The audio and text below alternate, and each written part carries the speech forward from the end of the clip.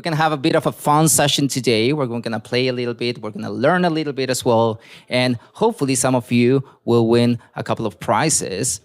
A little bit about myself. I'm your host today, Tomás Yacachury. I'm Global Supply and Partnerships Lead at Kayzen. Right, so I manage supply relationships, the relationships. Kayzen is a DSP, manage the relationships with ad exchanges and app publishers that we are connected to. Actually, that picture from me is from 6 years ago. It was on my first week in the industry. So after 6 years, I kind of turned into this, you see. Hopefully by the end of this session, this will be you as well. You will all be marketeers. We're not gonna be handing out any suits.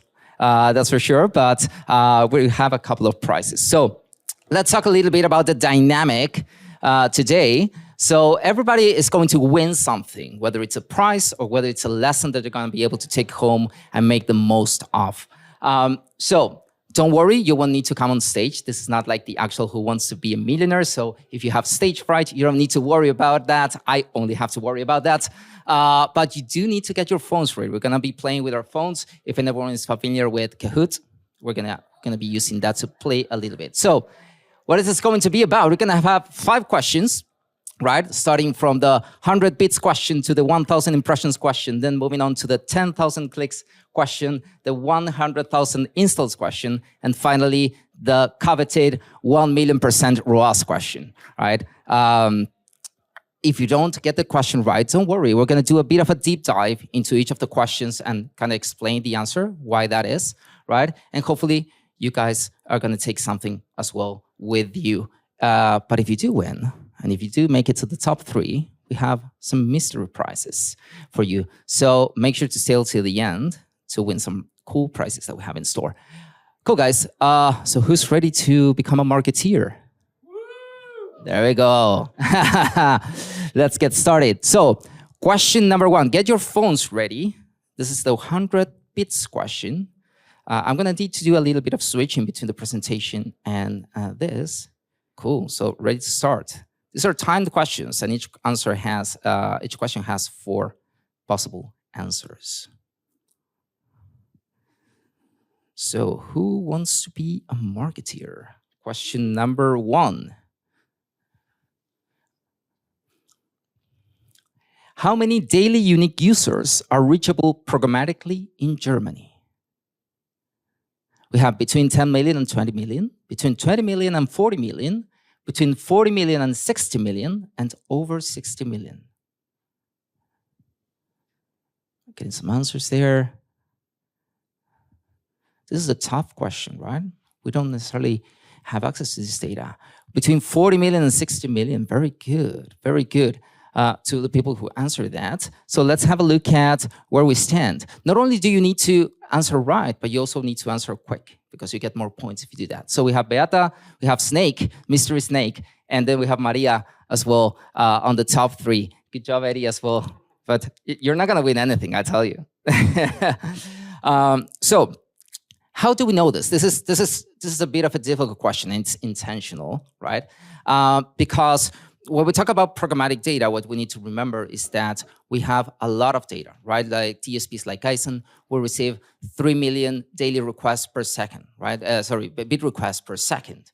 And each of those bit requests has a huge payload of information on the device, on the app, on the ad placement, and a lot of other contextual data that we have access to. So it's a whole bunch of data. So how can we leverage tools that actually allow us to tap into that vastness of data that programmatic brings in order to drive actionable insights, right? So one way that we have found how to do this at Kayzen is actually through what we call Kai, which is our AI agent, right?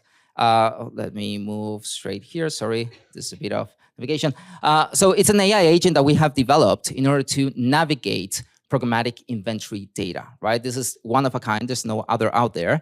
And really, this is looking into all the data that we have on the bid request that a DSP like Kayzen receives, right? And you're able to answer questions on, bid request data, on unique users that you can actually reach, and also on market pricing of the data. So this is actually a really good planning tool if you're starting to run campaigns and you want to understand what's your potential reach, what's the price point that you need to pay in order to access that potential reach that you're looking for. So we can actually answer this question with the tool. For the sake of time, I already pre-prepared the question, the answer. So it's here was the answer. And I asked this earlier just to make sure that we get it right. So on average, over the last 7 days, you can reach about 50.1 million unique devices per day in Germany via the available inventory, right? So the correct answer was between 40 and 60%. So what is the lesson that we take from this? It is like programmatic grants access to in-app supply with an unparalleled level of transparency and granularity, right? There's a lot of data in programmatic. So make sure to leverage tools that allow you to transform the vast amount of data available into actionable insights, right? So this is the first lesson that I would like you to take with you today. And we're moving on to the second question, right? Question number 2, for 1,000 impressions, let's go to the game. Which app category commands the highest number of users through rewarded video in Japan? Entertainment apps, casual games, core games, or tools and utilities? Which one do you think?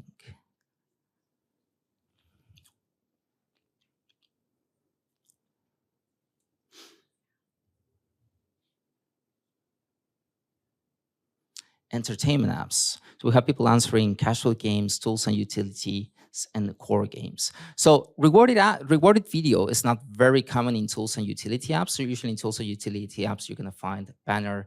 You may find native interstitials. So banners and interstitials are probably the most used ad formats on tools and utilities. But the ones that answer casual games and core games, that's a very valid answer, right? Because usually that's where we find rewarded video. But depending on the audience, depending on where you're running your campaigns, if you're running campaigns with video ads, you may be targeting different type of apps.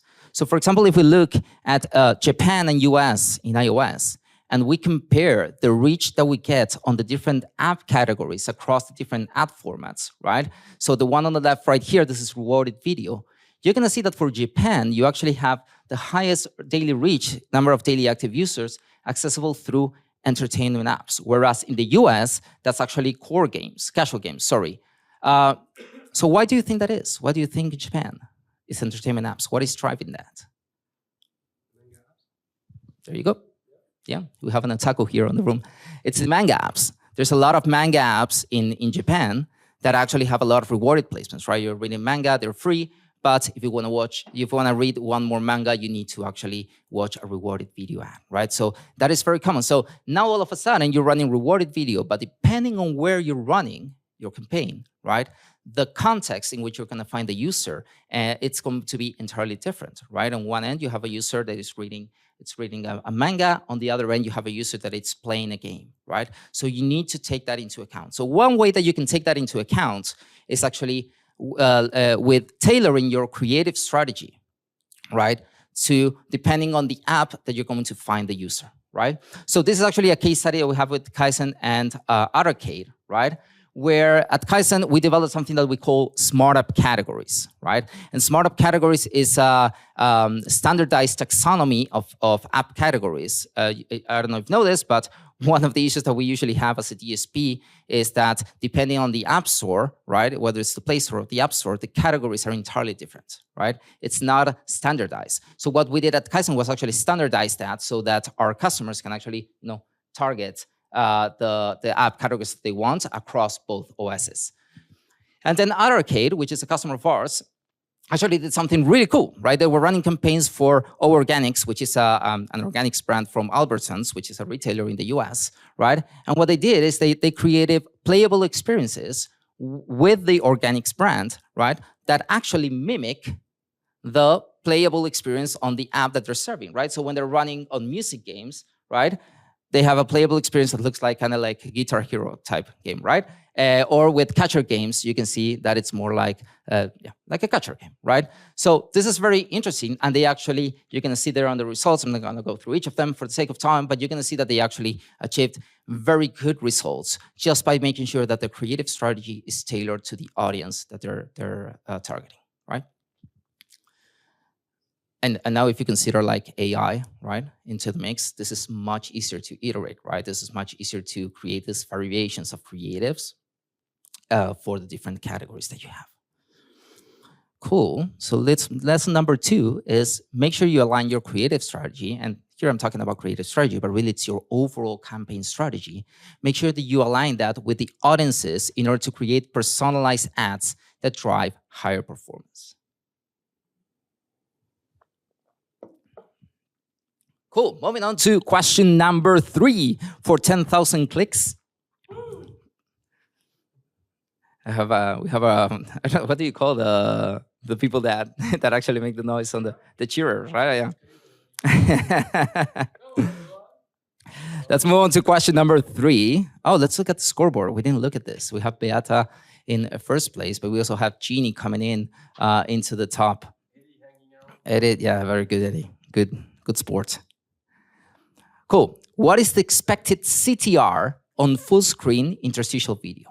Is it between 2% and 10%? Is it between 10% and 30%?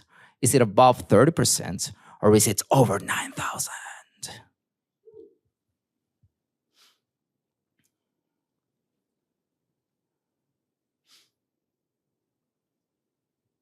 Between 10% and 30%. Those were the good old days, guys.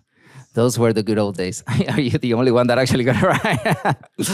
It's above 30%. You're saying, what? Interstitial video? Yes, yes. I'm going to tell you, we're going to dive a little bit. We're going to do a little bit of a deeper dive here because I think this is one of the most interesting topics, right? So if we look at the evolution of CTRs, and I'm saying here in programmatic, when I talk in programmatic, usually we talk about DSPs, but you're also going to see this if you're working with networks and so on. You're going to see that the CTRs have been evolving and rising, right? Over the last 2-3 years or so. So in iOS and Android, you can see Android is already like above 30%. And this is, you can see the last value there is from Q3 2024. Believe me, this has risen already. And iOS, you can see that it's actually closer to 78% on interstitial video. And it's like, wait, that doesn't make sense, right? But there's an actual explanation for this, which is that the video rendering experiences on apps have evolved to experiences that, let's say, encourage more clicks, right? And we're going to see how they do that. But one of the ways that they do that, and this actually has a huge impact on the accidental click rate, right, is the fact that over the years, we have moved from a clickable area that was limited to the CTA button to now a full screen clickable area.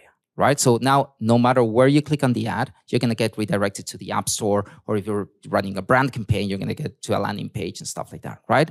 But also some things that have been changing is the skip button and the skip delay. You know how many seconds it takes for the skip button to come up, right? Users sometimes expect it very quickly, but sometimes it's delayed, so the user maybe clicks before the skip button comes. And also the size of the skip button. The sizes have been growing smaller and smaller, so now it's harder and harder to click on the skip button, right? Thus generating accidental clicks, right? So this is some of the practices that we have seen evolving over the years. And we're going to go in a minute into what is the incentive behind this. Other things that have impacted this, for example, the appearance of SK overlay, right? Which is this native banner that we get on top of the ad, which is native to iOS, right? Android has a similar thing now to this.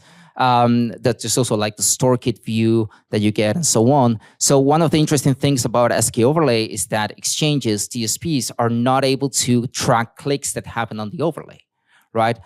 So for attribution purposes, if a user actually clicks on the overlay and installs the app, they're not able to record that attribution for them, right? So one of the things that a lot of time exchanges, networks do is they automatically fire the click when the SK overlay is shown. So now that's not even a real click, right? It automatically fired, driving the CTRs up again.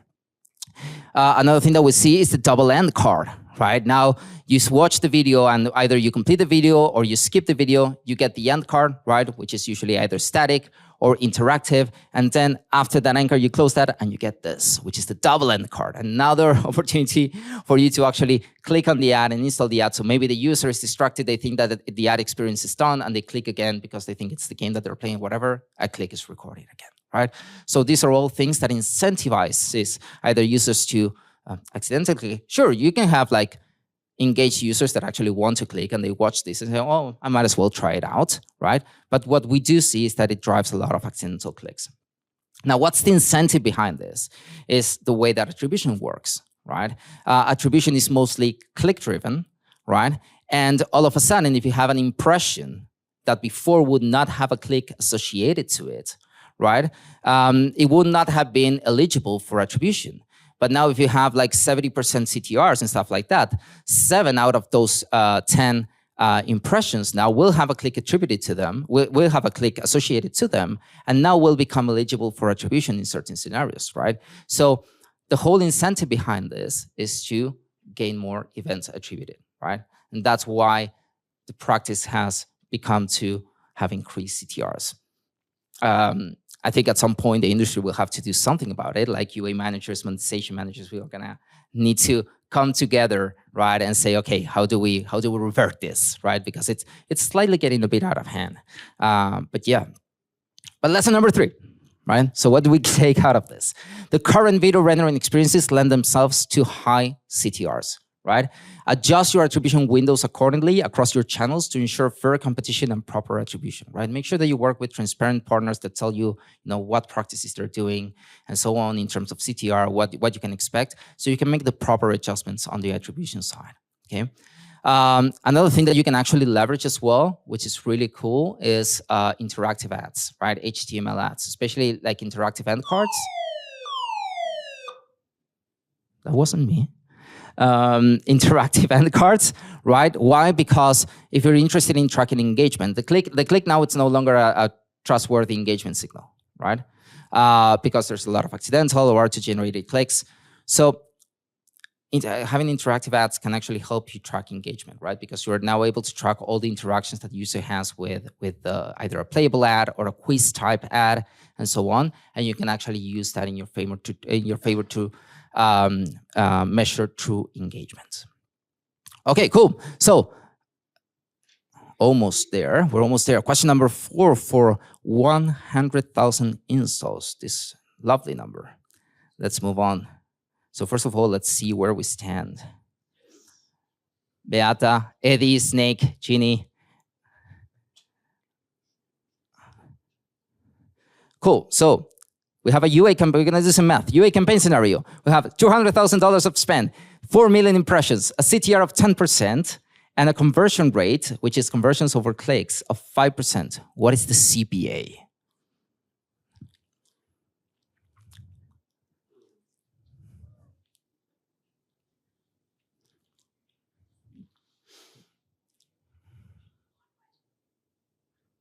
Nice, very good. We have 3 people who answered $10 CPA. So, bit of complicated math. It was intentional. I'm sorry, guys. I'm a bit of a.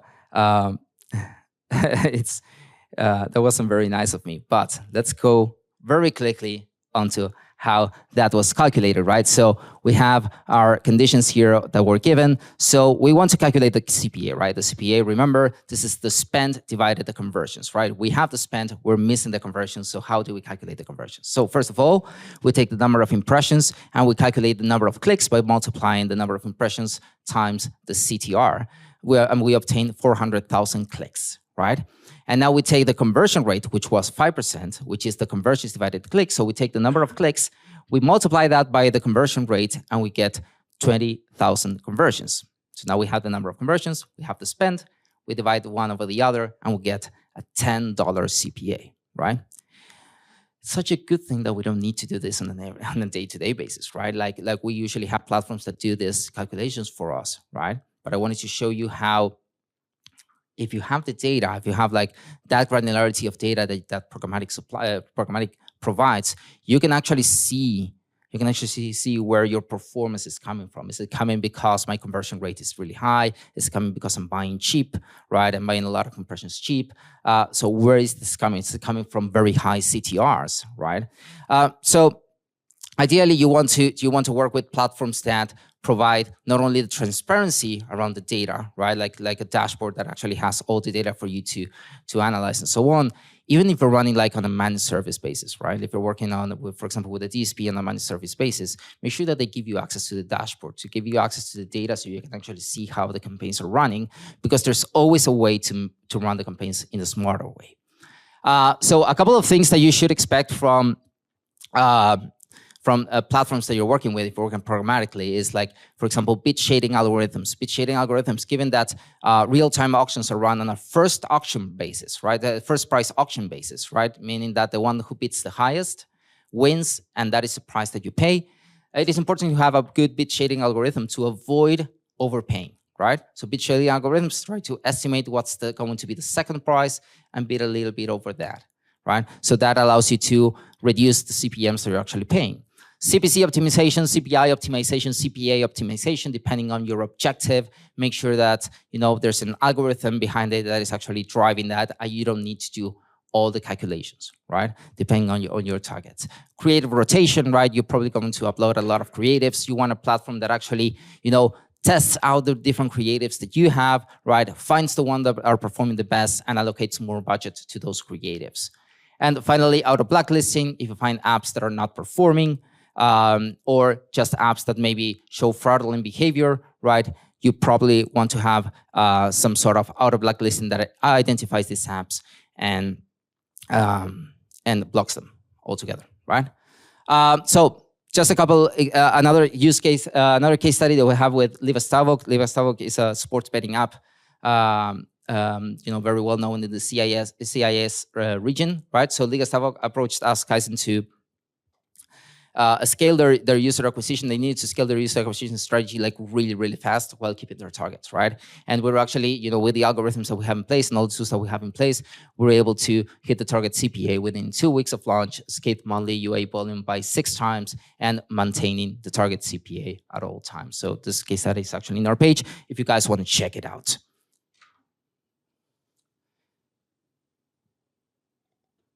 Cool. So, lesson number 4, with great power comes great responsibility, right? Great power, meaning the depth of data that programmatic provides, right? So drive a smarter growth strategy by leveraging programmatic platforms that not only do the heavy lifting, right, in terms of the algorithms and so on, but also provide full transparency. Okay, now the final question, the 1,000,000% ROAS question. Who's ready for that? Eddie, I'm gonna kill you. Nice, we have a new runner-up. Moving on to the quiz. Who is the coolest mobile DSP in the industry? Is it Kayzen? Is it Kayzen? Is it Kayzen or is it Kayzen? I wonder who that is. Is it the red Kayzen? Is it the blue Kayzen?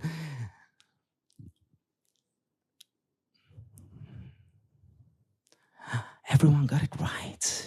That's amazing. This has never happened before, guys. This is my first time that this has ever happened. And so now it's time, of course, for a little bit of shameless plug. So a little bit of Kayzen, given that we're talking about it.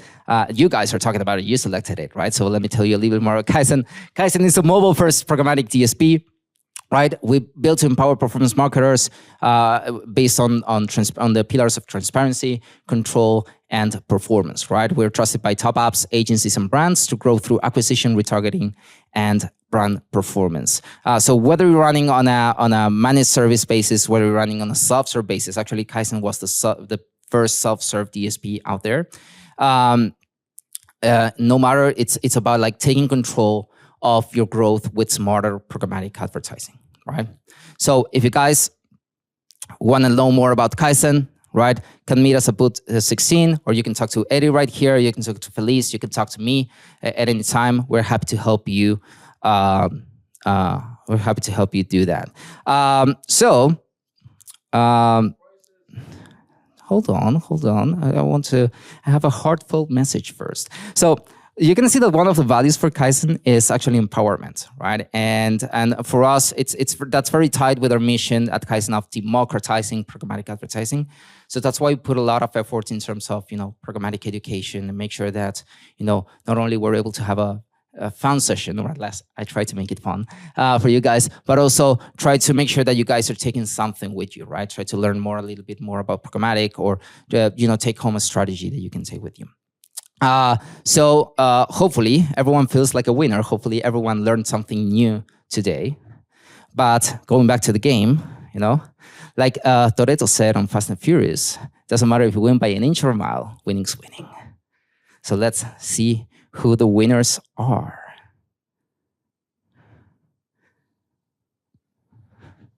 And the winner is, I think I need to click on next. On third place, RK. Who's RK? Very good. Congratulations. Second place, Eddie. You're not getting anything, Eddie. I'm sorry. And and first place, Beata. Who's Beata? Oh, correct. Yeah, good job. So we have. Oh, dude. I missed who was the runner-ups? Did you show the runner-ups? Can I? Session summary, maybe? No, sure. No.